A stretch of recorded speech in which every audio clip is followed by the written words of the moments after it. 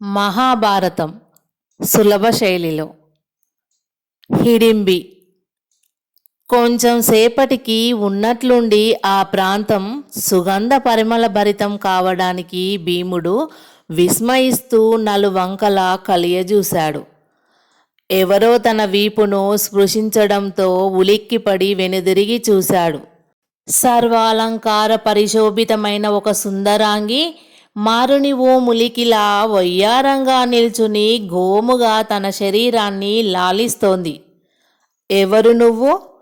దేవగంధర్వ యక్ష కిన్నెర విద్యాధరాది దివ్యలోకాలకు చెందిన భామినివా?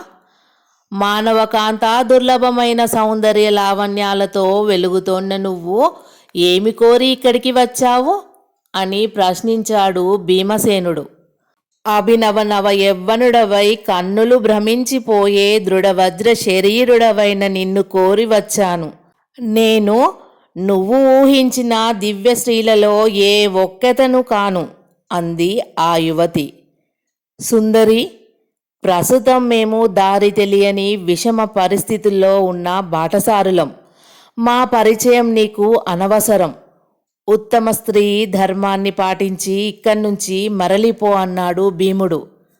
స్వామి, ఉత్తమ స్త్రీ ధర్మాన్ని పాటించమని మీరే సెలవిచ్చారు. అలా పాటించవలసి వస్తే నేను ఇక్కడి నుంచి వెళ్ళిపోవలసిన అవసరం ఎంతమాత్రం లేదు అంది ఆ జవ్వని చిరునవ్వుతో భీముణ్ణి విలాసంగా చూస్తూ. ఎందుకని? భీముడు ప్రశ్నించాడు. నేను మీ దానను. మనోహరమైన మీ రూప సంపదను వలచి వరించాను. అందుకే మీ అందరినీ కట్టగట్టి తనకు ఆహారంగా తీసుకురమ్మని ఆజ్ఞాపించిన నా సోదరుడి మాట ప్రకారం ఇక్కడికి వచ్చి అల్లంత దవ్వులో నుండి మిమ్మల్ని చూడగానే నేను వచ్చిన పని మరచిపోయి మీకు పాదదాసినయ్యాను అంది ఆ సుందరి. ఆ మాట వినగానే భీముడు ఉలిక్కిపడి లేచాడు. ఆ అందాల రాశిని ఆపాద మస్తకం ఒక్కసారి పరీక్షగా చూశాడు. నిజం చెప్పు, ఎవరు నువ్వు? నీ అన్నకు ఆహారంగా మమ్మల్ని తీసుకువెళ్ళడం అంటే అర్థమేమిటి అని గద్దించి అడిగాడు. మహావీర, ఈ వనమంతటికి అధిపతి హిడింబాసురుడు. నేను అతని చెల్లెలిని. నా పేరు హిడింబి. చిరకాలం నుండి వనమృగాల మాంసాన్నే ఆరగిస్తోన్న నా అన్నకు ఈనాడు ఉన్నట్టుండి నరవాసన కొట్టడంతో నన్ను పిలిచి ఈ వనంలోకి నరులెవరో ప్రవేశించినట్లున్నారు. వెంటనే వాళ్ళందరినీ పట్టి నాకు ఆహారంగా తీసుకురా అని నాకు ఆజ్ఞ ఇచ్చాడు. అతడు మహాబలవంతుడు. మీకేదైనా అపకారం చేయవచ్చు. దయచేసి నా వెంట రండి. నాకు కామరూప శక్తి ఉంది. కోరిన రూపం ధరించి మీరు కోరిన చోటికి తీసుకువెళ్ళగలను అంది హిడింబి. భీముడు హిడింబి మాటలకు పకపకా నవ్వాడు. ఓసి మూర్ఖురాలా, నీ అన్న ఎంత బలవంతుడైనా నా పరాక్రమం ముందు సింహం ముందు చిట్టెలకే సుమా. వాడి భయం నాకు ఎంత మాత్రం లేదు. ఇక దేవత వంటి తల్లిని, భగవంతుడి వంటి అన్నను ఎన్ని జన్మలు తలక్రిందులుగా తపస్సు చేసినా సిద్ధించని నా చిన్నారి తమ్ముళ్లను విడిచిపెట్టి నీ వెంట వస్తానని కలలో కూడా ఆశ పెట్టుకోకు. రాక్షసివైన నీకు, రాజపుత్రుడనైన నాకు దాంపత్యమేమిటి? వెళ్ళు ఇక్కడి నుంచి. త్వరగా నీ అన్నను ఇక్కడికి పంపించు అన్నాడు భీమసేనుడు.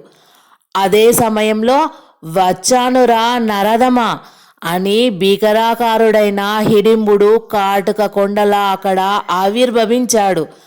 ఆ రాక్షసుణ్ణి చూడగానే హిడింబి భయపడుతూ భీముని చాటుకు చేరుకుంది. పాపాత్మురాలా, నువ్వు చేస్తున్న పని ఇదా? చూడు నిన్నేం చేస్తాను అని హిడింబి కేశపాశం పట్టుకోబోయాడు. వెంటనే భీముడు తన శరీరాన్ని బలోద్వేగంతో పొంగించి పిడికిలి బిగించి హిడింబుణ్ణి డొక్కలో బలంగా ఒక్క పోటు పొడిచాడు. పర్వతమైన వ్రయ్యలయ్యే ఆ పోటుకు నిలదొక్కుకోలేక హిడింబుడు దబ్బున ఎగిరి అల్లంత దవ్వులో వెల్లకిలా పడిపోయాడు. భీముడు తల్లికి సోదరులకు నిద్రాభంగం కలిగించకూడదని భావించి హిడింబుణ్ణి కొంచెం దూరంగా లాక్కొని వెళ్ళాడు. అక్కడ ఇద్దరు చెరొక వృక్షం పెకిలించుకొని ఘోరంగా పోరాడసాగారు. కొంచెం సేపటికి ఇద్దరి చేతుల్లోని చెట్లు విరిగి తునాతునకలు కాగానే మళ్ళీ చెరొక చెట్టును పెకిలించుకున్నారు. ఆ విధంగా వృక్షయుద్ధం కొనసాగిస్తున్న వాళ్ళిద్దరి వల్ల ఆ వనంలోని పెద్ద పెద్ద చెట్లన్నీ నాశనమైపోయాయి. ఇద్దరు మల్లయుద్ధం ప్రారంభించారు. ఒకరినొకరు వేసుకుంటూ తప్పించుకుంటూ భూమి అదిరిపోయేటట్లు దబాలున నేల మీద పడుతూ భయంకరంగా హోరాహోరీగా పోరాడసాగారు. ఆ ధ్వనికి కుంతితో పాటు తక్కిన పాండవులు నలుగురు నిద్రలేచారు. చుట్టూ చీకట్లు ముసురుకుంటున్న ఆ వేళలో భీముడు తమ దగ్గర లేకపోవడానికి ఆ ప్రాంతంలో ఎక్కడో ఎవరో పోరాడుతున్న సవ్వడి వినిపించడానికి అనుమానపడుతూ ధర్మరాజు తమ ప్రక్కనే నిలబడి ఉన్న దివ్య లావణ్యవతి అయిన హిడింబిని చూసి మరింత ఆశ్చర్యపోయాడు. హిడింబి ధర్మరాజుకు కుంతికి నమస్కరించి జరిగిన సంగతంతా చెప్పి భీమసేనుడు వచ్చేదాకా తాను వారికి కాపలా ఉన్నట్లు వివరించింది. వెంటనే అర్జునుడు దిగ్గున లేచి భీమ హిడింబాసురులు పోరాడుతున్న చోటుకు వెళ్ళాడు. అన్నయ్య, రాత్రి పెరిగే కొద్దీ రాత్రించరుని బలం కూడా పెరుగుతుంది. ఇంకా నీకు వీడితో ఆటలేమిటి? త్వరగా ఈ మృక్కుడి రాక్షసుని కడతేర్చు అని భీముణ్ణి ప్రబోధించాడు. తమ్ముడు అలా అనగానే భీమునిలో ఉన్న 1000 ఏనుగుల బలం 1000 ఆ బలోద్రేకంతో హిడింబుణ్ణి మెడ విరిచి పట్టుకొని ముఖం మీద బలంగా గుద్దాడు. ఆ దెబ్బకు ముక్కు నుండి నోటి నుండి నెత్తురు కక్కుకుంటూ హిడింబుడు ఆ వనం ప్రతిధ్వనించేటట్లు ఆర్తనాదం చేస్తూ విగత ప్రాణుడై నేల మీద పడిపోయాడు. అలా రాక్షసుణ్ణి అవలీలగా సంహరించి తమ్ముణ్ణి కౌగిలించుకొని భీముడు తల్లి అన్నదమ్ములు ఉన్న చోటికి వచ్చాడు. ఓసి, నిన్ను కూడా మీ అన్న దగ్గరికే పంపిస్తాను పద అని భీకరాకారుడై తన మీదికి వస్తున్న భీముణ్ణి చూసి హిడింబి భయపడుతూ కుంతీదేవి పాదాలను ఆశ్రయించింది. ఆ పుణ్యవతి ఆ సుదతిని అక్కున చేర్చుకుంది. చల్లగా శాంతంగా భీముణ్ణి చూసింది. నాయనా, ఈ చిన్నది రాక్షస జాతిలో పుట్టినప్పటికీ గుణగణాల్లో అందచందాల్లో మానవ దేవకాంతలను మించింది. అదిగాక తన అన్న వల్ల ఏర్పడబోయే ప్రమాదం వివరించి మన ప్రాణాలకు రక్షణను కల్పించడానికి ప్రయత్నించింది. విశేషించి నిన్ను మనసారా ప్రేమించి సేవించడానికి నిశ్చయించుకుంది. ఈ అభిమతం నీ అన్నయ్యకు కూడా ఆమోదయోగ్యమైంది. హిడింబిని నా కోడలుగా చేసుకుంటున్నాను అంది కుంతీదేవి. తల్లి మాటలకు భీముడు విభ్రాంతుడైపోయాడు. ధర్మరాజు కూడా భీమసేన, అమ్మ మాట దాటకూడదు నాయనా అన్నాడు. అర్జునుడు, నకులుడు, సహదేవుడు ఆ గుణవతి తమకు వదిన కావాలని ఏకగ్రీవంగా భీమసేనునితో అన్నారు. అంత త్వరలో వారి అమృత హృదయాలను చూరగొన్న ఆ యువతి అదృష్టవంతురాలని నిశ్చయించుకున్నాడు భీముడు. అందరూ ఆ రాత్రికి అక్కడ గడిపారు. మరునాడు అక్కడి నుండి బయలుదేరి సాయంత్రానికి శాలిహోత్ర మహర్షి ఆశ్రమం చేరుకున్నారు.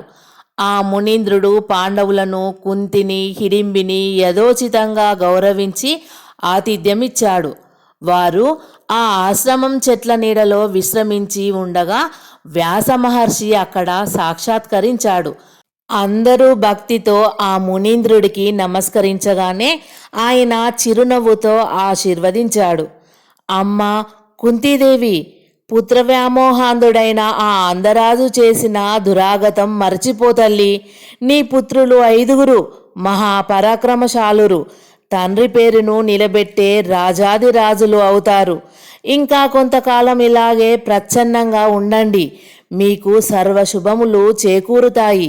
హిడింబి అసలు పేరు కమలపాలిక. ఈ శుభాంగి భీమసేనునికి ఇల్లాలు కాదయిన కన్య. కోడలుగా స్వీకరించు. ధైర్యంగా ఉండు తల్లి అని దీవించి అంతర్హితుడైపోయాడు వ్యాస మహర్షి.